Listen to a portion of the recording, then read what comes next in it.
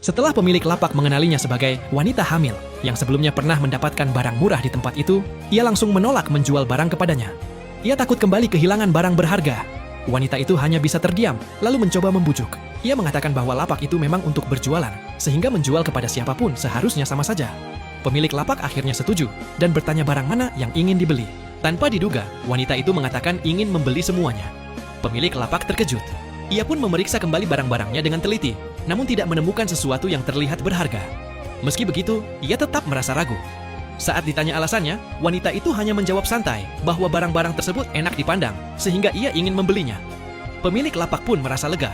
Ia mengira wanita itu hanyalah orang kaya yang impulsif, dan keberuntungan sebelumnya hanyalah kebetulan.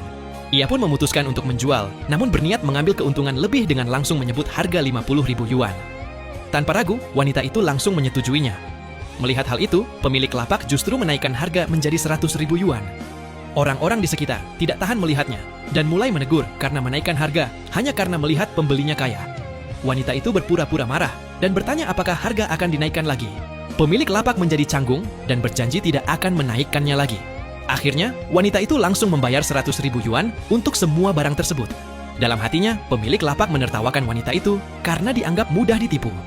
Namun tak lama kemudian, seorang penilai barang antik yang sebelumnya pernah membantunya datang dan ingin memeriksa barang-barang itu lagi. Pemilik lapak mulai gelisah, takut ternyata ada barang berharga di dalamnya. Setelah diperiksa, penilai tersebut menyatakan bahwa barang-barang itu tidak memiliki nilai tinggi, sudah usang, dan sama sekali tidak sebanding dengan harga 100.000 yuan. Semua orang mulai membicarakannya dengan heboh. Penilai itu bahkan menegur pemilik lapak karena menjual terlalu mahal dan menyarankan agar uangnya dikembalikan. Namun pemilik lapak dengan bangga mengatakan bahwa barang yang sudah dibeli tidak bisa dikembalikan. Banyak orang merasa kasihan kepada wanita tersebut, namun suara hati anak dalam kandungannya kembali muncul, meyakinkan bahwa pilihannya benar dan barang-barang itu sebenarnya sangat berharga. Tepat saat itu, seorang ketua perusahaan yang baru kembali dari luar negeri kebetulan lewat. Ketika melihat barang-barang di tangan wanita itu, ia langsung mengenalinya sebagai peninggalan mendiang istrinya. Ia memang pulang ke Medan untuk mencari barang-barang tersebut. Dengan penuh harap, ia memohon kepada wanita itu untuk menjualnya kembali, bahkan bersedia membayar berapapun harganya. Semua orang kembali terkejut.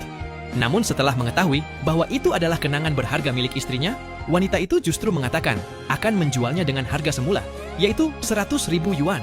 Ketua perusahaan itu sangat terharu dan semakin menghormatinya karena tidak mengambil kesempatan untuk meraup keuntungan besar. Ia pun berjanji akan membantu wanita itu dalam hal apapun yang ia butuhkan. Saat itulah semua orang baru mengetahui identitas sebenarnya dari pria tersebut, dan mereka pun semakin terkejut. Pemilik lapak merasa sangat menyesal, menyadari bahwa ia telah melewatkan kesempatan besar untuk menjalin hubungan dengan orang penting. Di sisi lain, wanita itu akhirnya mengerti maksud dari anak dalam kandungannya, yaitu membawanya untuk